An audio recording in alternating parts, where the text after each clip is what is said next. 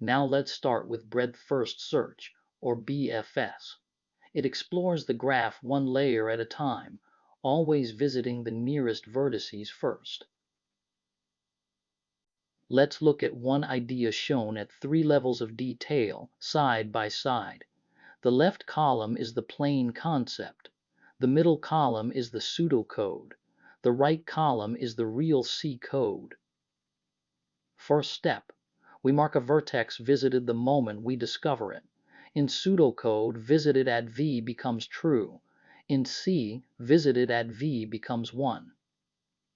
Second step, we remember how far the vertex is from the source. Its distance is the parent's distance plus 1. So dist at V becomes dist at U plus 1. Third step, we remember who discovered it. We set parent at V to U, the vertex we came from. Fourth step, the vertex joins the back of the line. We enqueue it. Now the key point. Discovering a vertex and enqueuing it happen in the very same instant. That single timing choice is what the whole bug later in this chapter is about. Now the full BFS pseudocode, written in the CLRS style and zero-indexed.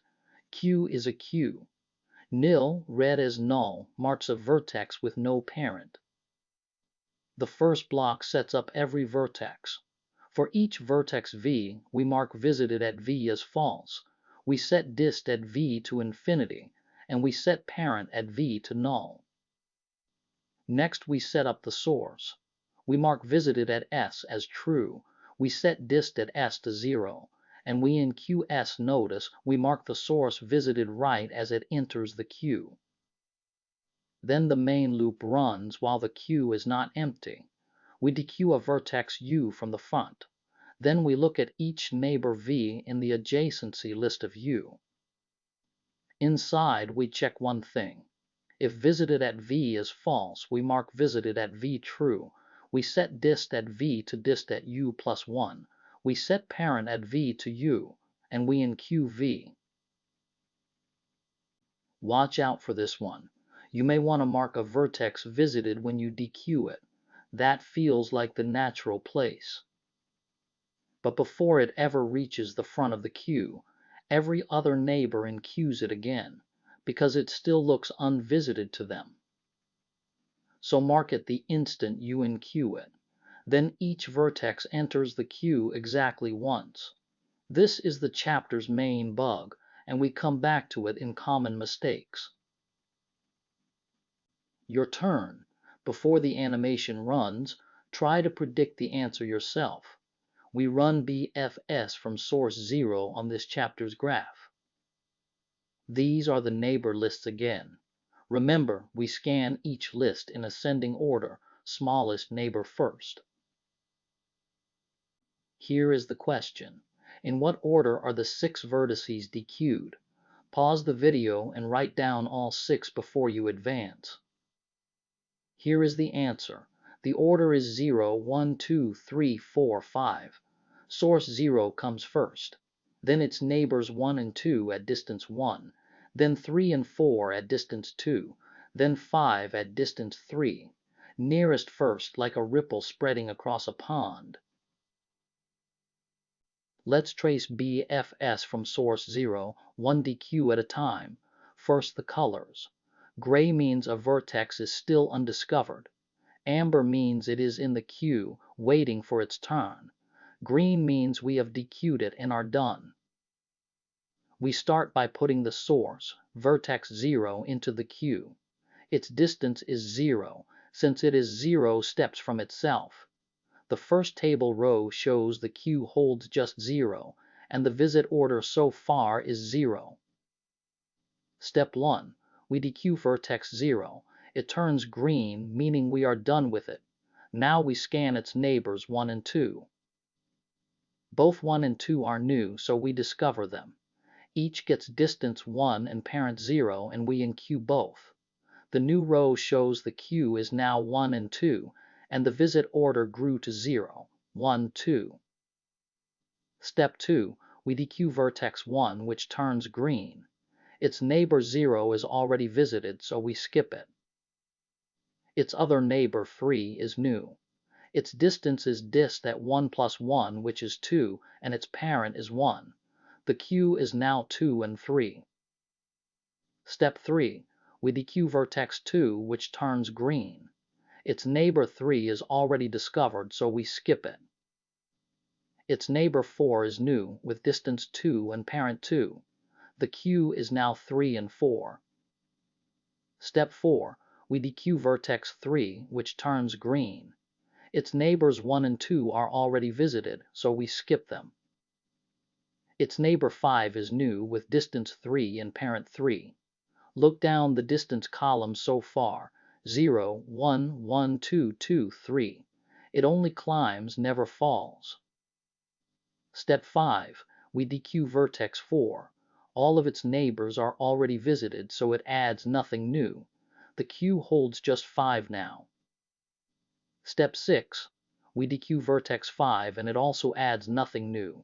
The queue is empty, so BFS is done. The visit order is 0, 1, 2, 3, 4, 5. Why was 5 never discovered twice? Because we marked it visited the moment it was enqueued, back at step 4. So when 4 looked at 5, it was already taken. Each vertex enters the queue exactly once. Here is a quick check on that trace. For the same graph in source 0, what is in the queue right after vertex 2 is dequeued? Pause and work it out. The answer is 3 and 4. Dequeuing 2 discovers its one new neighbor, 4. Vertex 3 was already discovered when 1 was dequeued, so it is not added a second time. That is the enqueue time mark doing its job. Now the real C for BFS, it matches the pseudocode line for line. The function is BFS. It takes the graph, the source vertex, and 2 output arrays, dist and parent, that it fills in. The queue is a plain array. 2 integers track it. QH is the head, the front of the line, and QT is the tail, the back. This is the visited array. It starts all 0, meaning nothing is discovered yet. This loop sets up every vertex. Dist at V becomes -1, our stand-in for infinity. And parent at V becomes null. Now the source. We set visited at source to 1. We mark it here as it enters the queue, not later. The comment says so explicitly. Dist at source is 0, because the source is 0 steps from itself. And we enqueue the source. It goes into the queue at index QT, and then QT increases by 1. The draining loop is on the next slide. The main loop runs, while QH is less than QT. That simply means the queue still has vertices waiting. We dequeue the oldest frontier vertex into U, we read Q at index QH. Then QH increases by 1. This loop scans U's neighbors. It walks the adjacency list until it hits the null marker at the end. We copy the current neighbor into V, so the rest of the block reads more easily. This is the key test. If V is not yet visited, we do the work inside. We set visited at V to 1 right here, before V ever waits in the queue. This one line's placement is the heart of the whole chapter. Dist at V becomes dist at U plus 1. The new vertex is 1 step further out than the one that found it. Parent at V becomes U, recording who discovered V. And finally, we enqueue V. The cost of BFS is big O of V plus. Every vertex is dequeued once, and every edge is examined once from each endpoint it touches. Let's run the program and read its output. It prints 1 line per vertex. The 3 columns are vertex, distance, and parent. Vertex 0 has distance 0 and parent -1 because it is the source with no parent. Vertices 1 and 2 have distance 1. 3 and 4 have distance 2. and 5 has distance 3. The output is deterministic and it prints values and indices only, never raw addresses. Watch out for one belief. You may think BFS always finds the shortest path. That is only true when every edge counts as one step. That is an unweighted graph. Once edges carry weights, fewest edges is not the same as lowest cost. For that you need Dijkstra's algorithm in Chapter 16.